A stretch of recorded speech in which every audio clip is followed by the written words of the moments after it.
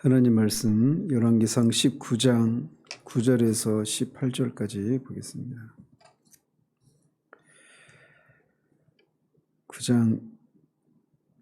19장 9절에서 18절까지 본문이 길긴 한데 같이 읽겠습니다. 엘리야가 그곳 굴에 들어가 거기서 머물더니 여호와의 말씀이 그에게 임하여 이르시되 엘리야야 내가 어찌하여 여기 있느냐. 그가 대답하되 내가 만군의 하나님 여호와께 열심히 유별하오니 이는 이스라엘 자손이 주의 언약을 버리고 주의 제단을 헐며 칼로 주의 선지자들을 죽였음이오며 오직 나만 남았거늘 그들이 내 생명을 찾아 빼앗으려 하나이다. 여호와께서 이르시되 너는 나가서 여호와 앞에서 산에 서라 하시더니 여호와께서 지나가시는데 여호와 앞에 크고 강한 바람이 산을 가르고 바위를 부수나 바람 가운데 여호와께서 계시지 아니하며 바람 후에 지진이 있으나 지진 가운데서도 여호와께서 계시지 아니하며 또 지진 후에 불이 있으나 불 가운데에도 여호와께서 계시지 아니하더니 불 후에 세미한 소리가 있는지라. 엘리야가 듣고 겉옷의 얼굴으로 가리고 나가 굴 어귀에 섬에 소리가 그에게 임하여 이르시되 엘리야야 내가 어찌하여 여기 있느냐. 그가 대답하되 내가 만군의 하나님 여호와께 열심히 유별하오니 이는 이스라엘 자손이 주의 언약을 버리고 주의 제단을 헐며 칼로 주의 선지자들을 죽였음이오며 오직 나만 남았거늘 그들이 내 생명을 찾아 빼앗으려 하나이다. 여호와께서 그에게 이르시되 너는 내 길을 돌이켜 광야를 통하여 다메섹에 가서 이르거든 하사엘에게 기름을 부어 아람의 왕이 되게 하고 너는 또 님시의 아들 예후에게 기름을 부어 이스라엘의 왕이 되게 하고 또 아벨 무홀라 사밧의 아들 엘리사에게 기름을 부어 너를 대신하여 선지자가 되게 하라. 하사엘의 칼을 피하는 자를 예후가 죽일 것이요 예후의 칼을 피하는 자를 엘리사가 죽이리라. 그러나 내가 이스라엘 가운데에 7,000명을 남기리니 다 바알에게 무릎을 꿇지 아니하고 다 바알에게 입맞추지 아니한 자니라. 아멘.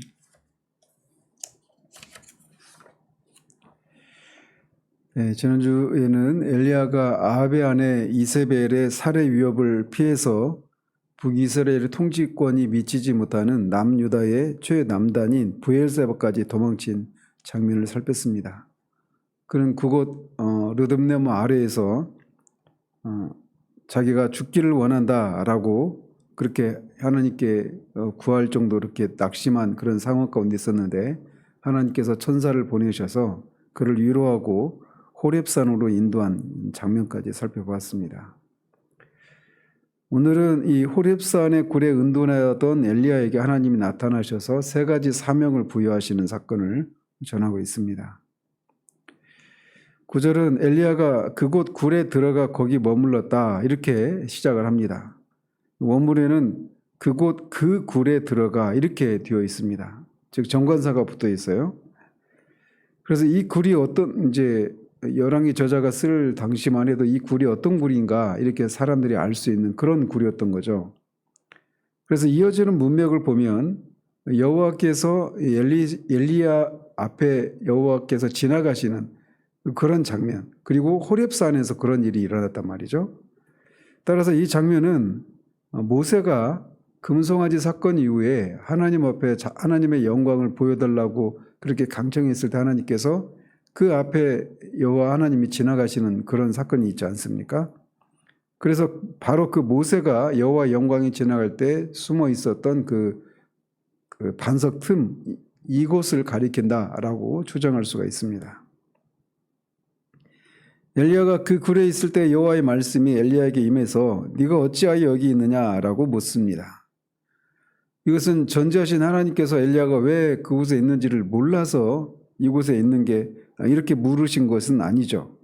이것은 마치 타락한 아담에게 하나님이 아담아 네가 어디 있느냐 이렇게 물으셨던 것이 그가 어디 있는 곳을 어디에 있는지를 모르셔서 물으신 것이 아니라 그런 질문을 통해서 아담이 처한 상황이 어떤 것이고 그가 지금 왜 그렇게 처해 있는지 자신의 정체성을 돌아보도록 하기 위해서 그렇게 질문하셨던 것처럼 마찬가지로 엘리야로 하여금 엘리야의 그 정체성을 다시금 확인시키고자 이렇게 물으셨다라고 볼 수가 있습니다. 엘리야는 하나님의 사람으로서 우상 숭배자들과 치열한 그런 영적인 전투를 벌이고 북이스라엘 사람들에게 하나님이 바알이 아니라 하나님이 참 하나님이심을, 또 살아계신 하나님이심을 드러냈습니다. 그런데 이세벨이 생명을 빼앗으려고 하자 자신이 있어야 할 사역의 장소인 북이스라엘을 떠나버렸습니다. 그리고 자신이 해야 될 일이 있음에도 불구하고 내가 조상보다 나을 것이 하나도 없습니다. 그리고 나를 차라리 죽는 게 더 낫다, 이렇게 하나님 앞에 말씀드릴 정도로 그렇게 연약한, 낙심한 그런 모습을 보여주었습니다. 그런 엘리야를 하나님께서 다시금 일으켜 세우기 위해서 네가 서야 될 위치가 어디인지, 네가 또 감당해야 될 사명이 무엇인지, 이런 거를 다시 한번 그가 자각하도록 이렇게 묻고 계신 것입니다. 지금도 하나님이 우리를 그렇게 하나님의 일을 위해서 하나님을 위한 삶을 살다가 낙심한 사람들을 이렇게 하나님은 끊임없이 찾아오시고 또 질문하십니다. 네가 어찌하여 여기 있느냐? 네가 왜 나를 섬기는 일을 하다가 낙심하고 있느냐? 네 하나님이 어디 있느냐? 이렇게 하나님이 찾아오셔서 우리를 다시금 새롭게 하시는 일들을 하시는데 우리에게 이 아침이 그런 아침이 되기를 바랍니다. 이런 질문에 엘리야는 답하기를 내가 자신이 하나님 여호와께 열심히 유별하다라고 말을 합니다. 즉 하나님 여호와를 위한 그 열심이 자신이 굉장히 컸다라고 하는 것을 말해주고 있는 것이죠. 여기서 열심으로 이게 번역한 이 단어는 질투하다, 시기하다, 투기하다, 이런 의미입니다. 특히 이제 결혼 관계에서 시기하다, 질투하다, 이런 의미가 있습니다. 따라서 여호와 하나님과 이스라엘을 영적인 결혼 관계로 이해할 때 이 엘리야의 질투를 이해할 수가 있습니다. 특별히 호세아서에 보면 이스라엘과 하나님과의 관계를 그렇게 결혼 관계로 비유하고 있는 것을 볼 수가 있습니다. 하나님은 이스라엘과 언약을 맺으심으로써 이스라엘의 영적인 남편이 되셨습니다. 따라서 하나님은 이렇게 이스라엘이 하나님의 백성인, 하나님의 아내인, 신부인 이스라엘이 하나님만을 사랑하고 하나님만으로 만족하는, 하나님을 위해서 살기를 원하시는 그런 언약을 맺으셨단 말이죠. 그런데 그 이스라엘이 하나님이 아닌 이 호사의 그 아내인 고멜이 다른 외간 남자를 찾아 그렇게 가는 것처럼 우상 숭배를 섬기는 것이 바로 그런 영적인 간음이다라고 하는 것을 보여주고 있는 것이죠. 그래서 그런 것을 보고 엘리야가 하나님을 대신해서 그렇게 질투하는 그런 열심이 특별했다, 이렇게 말을 하고 있는 겁니다. 이 엘리야의 이 질투는 민수기 25장에 나오는 비느하스, 엘르아살의 아론 그다음에 아론의 아들이 엘르아살이고 엘르아살의 아들이 비느하스인데, 이 비느하스가 25장에 바알볼 사건이라고 하는 것 속에서 보였던 그런 열심과 똑같은 그런 종류의 열심입니다. 민수기 25장에 보면 이 거짓 선지자 발람의 꾀를 따라서 미디안 왕이 이스라엘 남자들을 미디안 여자들과 이렇게 우상 숭배하는 자리에 그들을 초청하고 거기에서 영적인 간음을 행합니다. 근데 그 시므온 지파의 지도자 중에 한 사람이었던 시므리라고 하는 사람과 또 미디안의 그 족장의 딸인 고스비라고 하는 여자가 둘이 장막에서 성관계를 맺습니다. 근데 그때 그 상황이 이스라엘이 그렇게 바알볼 사건을 통해서 우상숭배를 하는 것 때문에 전염병이 돌고 있어서 2만 명이 넘는 사람이 죽고 있는 그런 상황인데, 그런 상황 가운데서 둘이 그렇게 손을 잡고 장막에 들어가는 모습을 보며 볼 때 비느하스가 여호와를 위한 그 질투심으로 그들을 쫓아 들어가서 창으로 그들을 찔러 죽이죠. 그 비느하스의 행동에 대한 하나님의 평가는 여호와를 위한 질투심으로 그렇게 행동했다, 이렇게 평가를 내립니다. 지금 엘리야도 바로 그런 질투를 하나님을 대신해서 이스라엘 백성들에게 보였던 거예요. 엘리야가 갈멜산에서 바알 선지자들과 대결해서 승리한 후 그들을 기손 시내에서 처형했던 것도 이런 하나님의 질투심을 대신해서 나타낸 것이다 라고 할 수가 있습니다. 그런데 이렇게 자신이 여호와 하나님을 위한 열심이 이렇게 유별한데 여호와를 위한 질투심을 나타냈던 이유를 이제 이어서 설명을 합니다. 이는 이 말이 이제 키라고 하는 단어인데 자신이 그렇게 여호와를 위한 열심이 특별했던 이유를 밝히고 있는 거예요.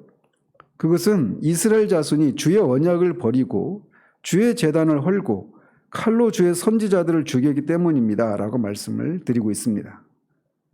하나님과 언약을 맺은 이 이스라엘 백성이 하나님을 버리고 주의 언약을 버려버렸다는 겁니다. 그리고 주의 제단도 헐고 칼로 주의 선지자들을 죽인 이 일은 하나님을 향한 이런 반역이고 하나님을 하나님으로서 인정하지 않는 그런 신성 모독적인 행동이었던 것입니다. 그래서 그런 하나님을 향한 열심, 하나님을 하나님으로 인정하고 있는 엘리야, 그의 이름이 여호와는 나의 하나님이십니다. 이런 것처럼 하나님만이 참 신이시고 참 하나님이신데 그 하나님을 버리고 우상을 섬기고 하나님의 제단을 헐고 선지자들을 칼로 죽이는 이 일은 결국은 하나님을 향한 그런 모독이었기 때문에 하나님을 사랑하는 엘리야가 그 일에 그냥 침묵할 수가 없었던 것입니다. 그래서 자신의 목숨을 걸고 여호와 하나님을 위한 그런 투쟁을 했던 것이었죠.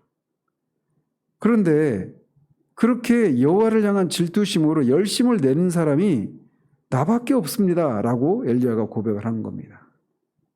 이게 이 엘리야가 이 상황을 얼마나 외롭게 느끼고 있는가라고 하는 것을 고스란히 보여주고 있는 겁니다.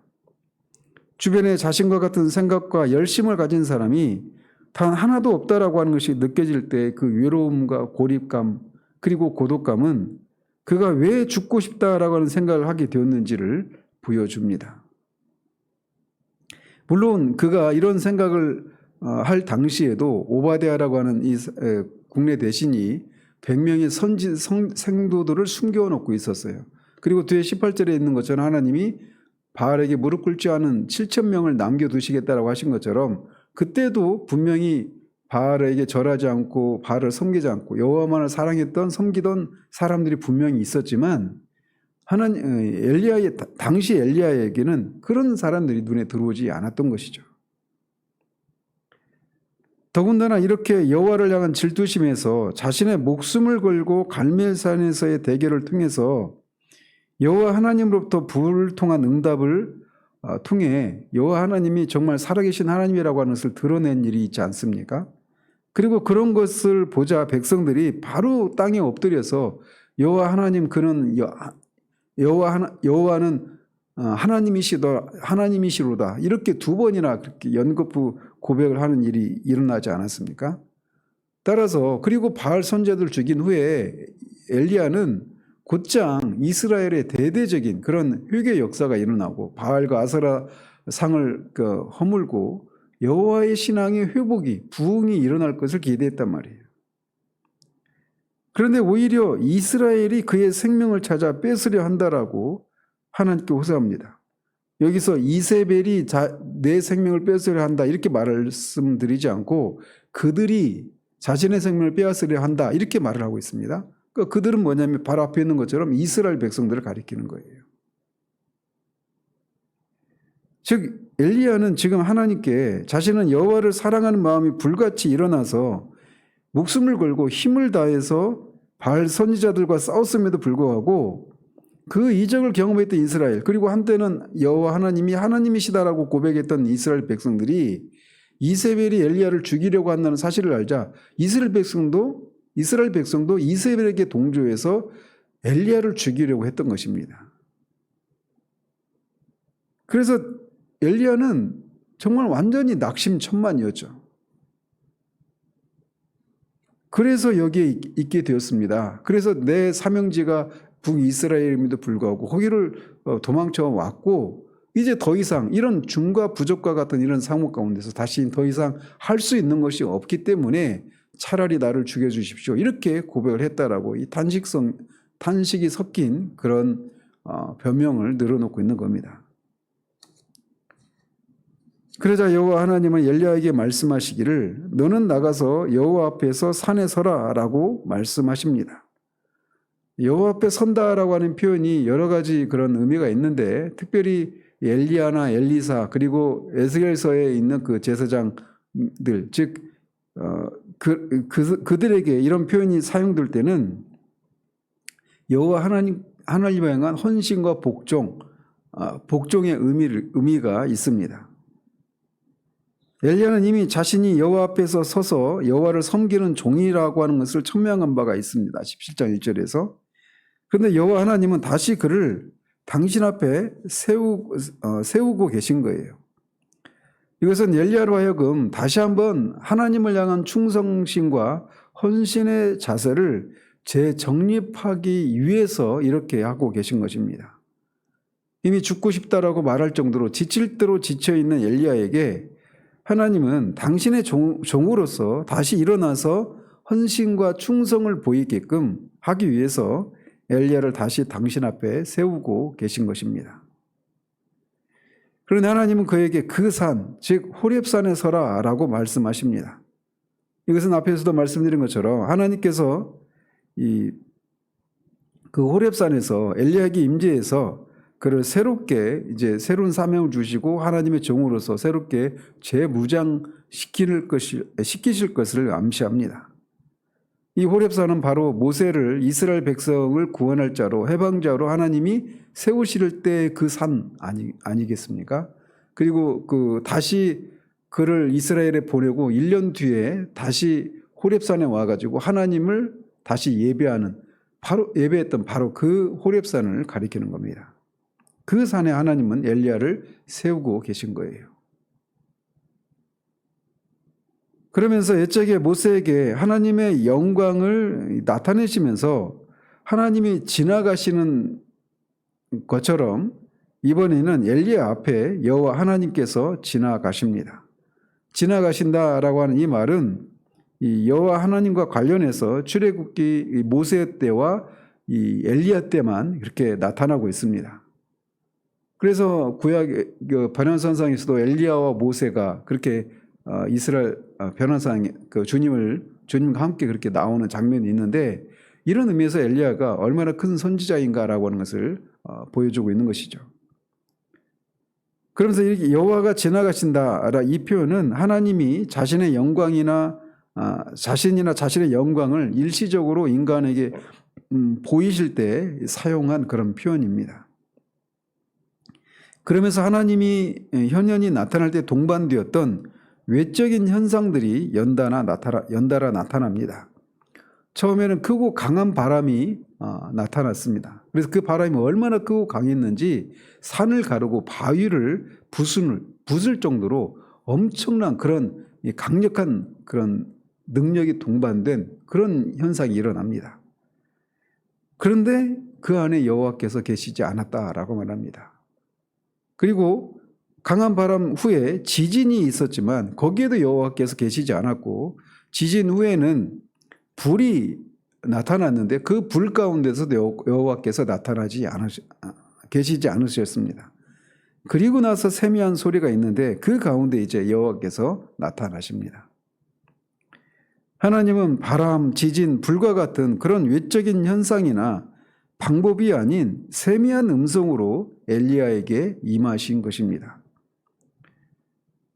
이것은 하나님이 엘리야의 생각을 바꾸시기 위한 것입니다. 사실 엘리야는 하나님의 이런 놀라운 그런 이적을 행함으로써 우상 숭배를 척결하고 이스라엘 백성들을 변화시킬 수 있다고 생각을 했었습니다. 그래서 불을 명해서 그렇게 하늘로부터 불이 임하는 그런 일이 있으면 이제 이스라엘 백성들의 그 마음이 돌이킬 것이다 라고 하는 생각을 은연중에 가지고 있었던 겁니다. 이것은 마치 이제 수가성을 그 사마리아를 통과하려고 할 때 그 사마리아 사람들이 예수님을 지나가지 못하도록 하자 요한과 야고보가 하늘을 명해서 불을 내릴까요? 라고 했을 때 예수님이 그들을 책망하시지 않습니까? 같은 성격입니다. 그럼 불을 명하면 불을 내려서 그렇게 하늘에 또 불을 내리면 그런 큰 이적을 경험하면 자신의 죄악을 깨닫고 하나님께로 돌이키는 그런 일이 일어날 것이다라고 하는 생각을 이 엘리야도 그렇고 신약의 그 요한도 그래서 보완하게 우리의 아들이라는 그런 별명이 그때 생겨나지 않았습니까? 그때도 그런 생각을 갖고 있었던 것이죠. 마찬가지 우리도 마찬가지입니다.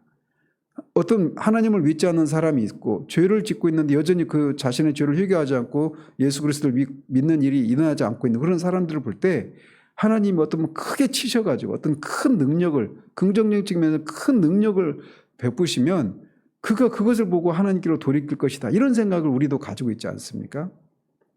근데 엘리야도 마찬가지로 그런 마음을 갖고 있었던 거예요. 근데 그런 엘리야의 마음을 그런 생각을 하나님이 이것을 통해서 수정시키고 계신 것입니다.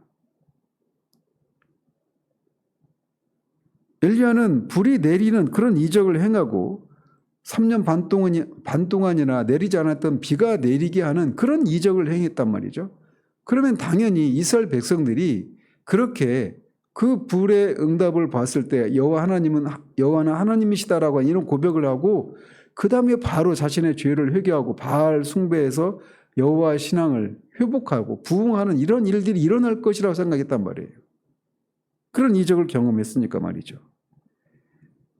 그런데 그 이스라엘 백성들이 이세벨이 엘리야를 죽이려고 한다라고 하는 것을 듣고는 이적을 경험한 그 이스라엘이 오히려 엘리야를 죽이려고 이세벨에게 동조하고 있는 겁니다. 그렇기 때문에 엘리야는 심한 좌절과 무력감에 빠져서 호렙산까지 이르게 된 것입니다. 즉 이런 큰 이적, 외적인 그런 능력이나 이적을 통해서 사람의 죄악된 마음이 변화되고 구원에 이르는 하나님만을 섬기는 그런 일은 일어나지 않는다라는 겁니다. 그럼 어떻게 일어나냐? 세미한 음성 가운데 임하는 하나님의 말씀을 통해서 그런 일이 일어난다는 겁니다. 그래서 바울 사도가 말하는 것처럼 하나님께서 어떤 이적이 아니라 전도에 미련한 것을 통해서 사람들을 죄인들을 구원하시는 일을 하신다라고 말씀하셔서 하나님의 말씀을 통해서 이 하나님께서 죄인들을 구원하시는 일을 하신다라고 하는 것을 이제 엘리야에게도 또 우리에게도 그렇게 보여주고 있는 것입니다. 또 동시에 하나님은 이렇게 강한 바람이 막 불어서 산을 가르고 바위를 쪼갤 정도로 그렇게 큰 능력을 행하실 수 있는 분이십니다. 지진을 일으키시고 불을 내리실 수 있는 그래서 그런 큰 능력으로 죄악 가운데 있는 우상숭배 죄를 저지르고 있는 이 이스라엘 백성들을 단숨에 심판하실 수 있는 분이심에도 불구하고 그렇게 하지 않으신다는 겁니다. 그래서 그들의 죄를 회개하고 돌이킬 수 있는 그런 기회를 주시는 하나님이시다라고 하는 것을 동시에 보여주고 계신 것입니다. 그래서 바람과 지진과 불과 같은 것이 모두 지나간 뒤에 비로소 세미한 음성으로 임하신 것이에요. 세미한 음성 가운데 임재하신 여호와 하나님 앞에서 엘리야는 겉옷으로 자신의 얼굴을 가리고 나가 굴 어귀에 섭니다. 이 하나님의 영광의 이 현현 앞에 자신이 죽을지도 모른다는 생각으로 겉옷으로 이렇게 가리죠. 이사야 6장에서 성전에 있는 스랍들이 거룩하신 여호와 하나님의 임재 앞에서 그 6날개를 가진 스랍이 두 날개로는 얼굴을 가리고 했던 것처럼 그렇게 엘리야가 그런 동일한 행동을 하고 있는 겁니다. 그리고 그 엘리야에게 하나님은 다시 한번 네가 어찌하여 여기 있느냐라고 물으십니다. 이것도 역시 9절과 똑같은 그런 맥락에서 질문하고 계신 것이죠. 그들의 엘리야의 그런 정체성을 다시금 확인시키고자 이렇게 물으신 겁니다. 그런데 안타깝게도 여기까지도 엘리야는 10절과 똑같은 답변을 합니다. 즉 엘리야는 하나님의 임재와 이런 위험을 체험하고서도 아직도 자신의 소명을 깨닫지 못하고 회복을 못하고 있는 모습을 보여주고 있는 거예요. 하지만 여호와 하나님은 그런 엘리야를 책망하지 않으십니다. 오히려 그 온유하신 음성으로 엘리야를 위로하며 앞으로 그가 감당해야 할 구체적인 사명 3가지를 주십니다. 그래서 하나님은 엘리야에게 너는 내 길을 돌이키라 라고 하십니다. 이것은 단순히 그냥 그가 왔던 길을 돌이켜 가라 이런 의미만이 아니라 그가 포기했던 그런 낙심하고 좌절했던 그 상태에서 돌이키라 이런 의미도 있는 말씀입니다. 그러면서 3가지 사명을 부여하시는데 첫째는 광야를 통해서 다메섹으로 가서 하사엘에게 기름을 부어 아람의 왕이 되게 하라라는 겁니다. 이 하사엘은 그 당시 벤하닷이라고 하는 왕의 군대 장관이었는데 이 사람이 이제 북이스라엘의 왕이 되고 그의 통치 기간 내내 아람의 왕이 되었는데 그의 통치 기간 내내 북이스라엘을 괴롭히는 그런 인물이 됩니다. 2번째 사명은 nim시 아들 예후에게 기름을 부어서 이스라엘의 왕이 되게 하라라는 것이었습니다. 이 nim시 아들 예후는 예후의 아버지는 여호사밧이고 nim시는 그의 할아버지입니다. 근데 이제 자손이라고 하는 단어가 그 아들이라고 하는 이 단어가 자손이라고 하는 그런 뜻이기 때문에 큰 차이는 없습니다.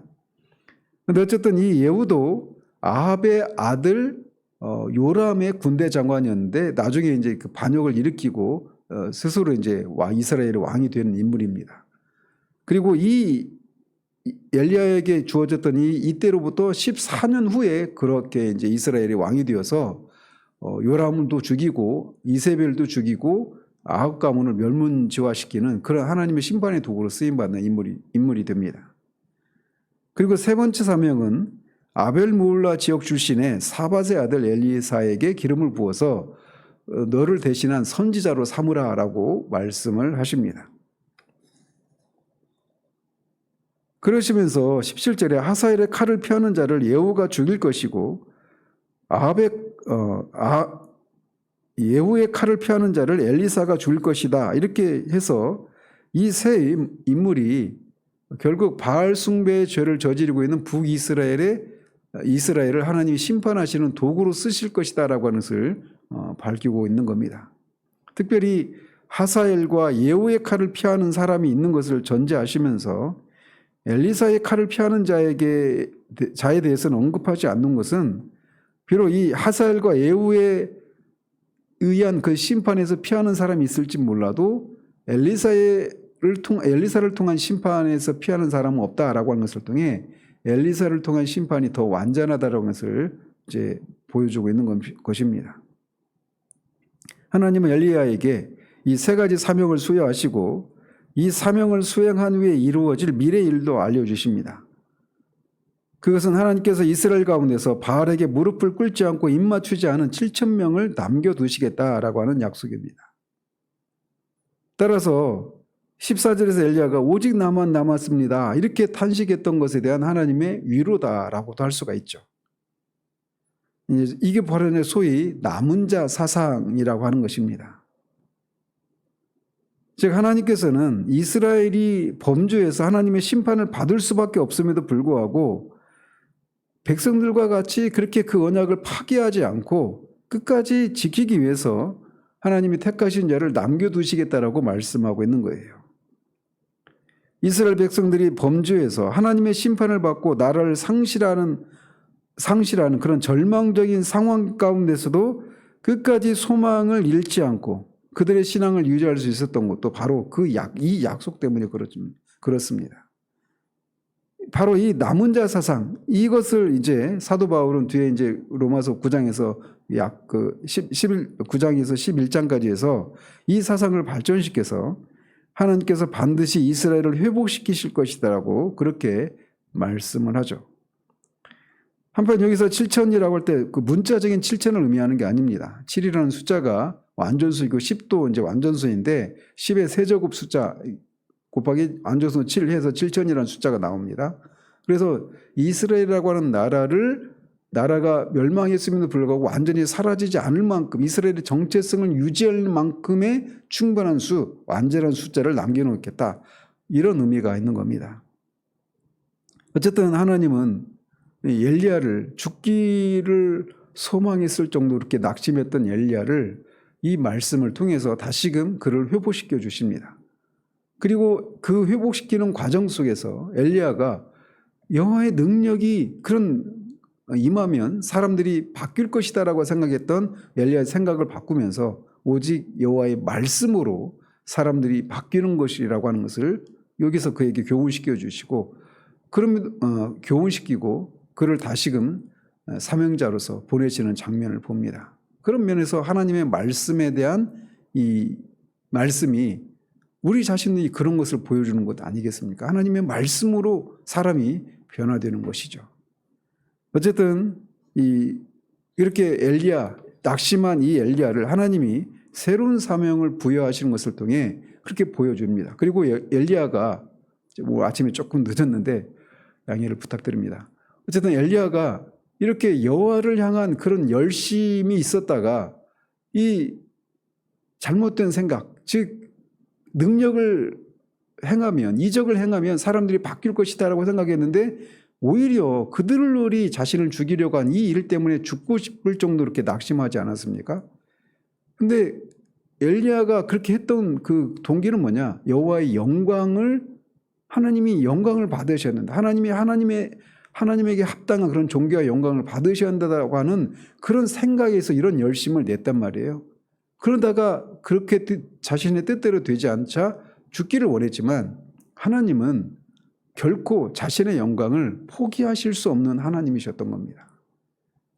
사람은 낙심해서 그렇게 차라리 죽겠습니다라고 이렇게 말을 하는 상황 가운데서도 하나님은 절대로 자신의 영광을 포기하실 수 없는, 하나님을 하나님 되게 하시는 것이기 때문에 하나님의 영광을 포기하실 수가 없으신 것이죠. 그래서 그 질투하시는 하나님이신 자신의 영광을 그 누구에게도 주시지 않고 결코 그것을 포기하실 수 없는 그 하나님이 엘리야를 다시금 회복시켜주고 계신 것입니다. 여호와의 영광을 위한 열심이 엘리야보다 하나님이 더 크신 것이죠. 사실 비교 자체가 안 되는 것이긴 하지만 말이죠. 이런 하나님의 영광을 위한 하나님의 열심이 이렇게 낙심한 엘리야를 회복시키시고 다시금 그 자리로 세우고 계신 것입니다. 우리가 삶을 살아가다가 신앙생활을 하다가 보면 이렇게 엘리야처럼 죽고 싶은 마음이 일어날 정도로 낙심하는 경우들이 있습니다. 그럴 때에도 하나님은 하나님의 영광을 위해서 그렇게 넘어질 때 그것은 한 개인의 넘어짐이 아니라 결국 그를 통해서 나타나야 될 하나님의 영광을 포기하는 그런 일이 되기 때문에 그것을 결코 포기하실 수 없는 하나님의 열심이 이렇게 하나님의 사람들을 회복시키는 일들을 하고 계시는 것입니다. 성경은 그런 예로 수도 없이 많이 나옵니다. 하나님이 그렇게 하나님의 영광을 위한 그 열심을 결코 포기하실 수 없는 하나님이 이 아침에도 우리를 다시금 하나님 앞에 사명자로 세우셔서 우리에게 맡기신 그 일들을 우리의 삶의 자리 가운데서 충실하게 감당할 수 있도록 그런 회복의 은혜가 우리 가운데 임하기를 우리 주님의 이름으로 축원드립니다. 기도하겠습니다. 하나님 아버지, 하나님의 열심을 위한, 하나님의 영광을 위한 하나님의 열심이, 하나님의 영광을 위한 열심을 내다가 낙심한 엘리야를 회복시키는 이 장면을 살펴보았습니다.